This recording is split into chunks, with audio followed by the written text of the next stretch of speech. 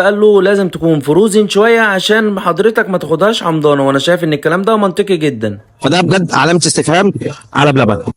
مبدئيا دي مش مانجا، ده قرع عسل ومزق بسوس المانجا. وحته بقى ان دي قرع عسل، فانا شايف ان هي مش قرع عسل، هي مانجا، وفي الاغلب كده زبديه عشان مليانه شعر، ومن كتر تخزين المانجا للسنه للسنه عشان طبعا ما بتبقاش في المواسم بتاعتها، ولسه المانجا زي ما انتم عارفين ما طلعتش، فطبيعي ان الميه بتاعتها تقل شويه وتحس ان هي مش مانجا. وتقييمي بقى للكشري بالمانجا من عندهم حلو ولا وحش؟ لا حلو، يستاهل 8.5 من 10. واخده اشطوطه ميكس شوكولاته بيستاشيو لوتس. ودي شكل الاشطوطه ميكس زي ما حضراتكم شايفينها كده. واعتراضي على بلبن في حاجه واحده بس، ان الصوصات فعلا في كل الفروع ما بتبقاش مظبوطه زي بعض، يا ريت بقى تعملوها ريسبي عشان الصناعيه اللي شغاله ما بتقدرش تظبط الحته دي.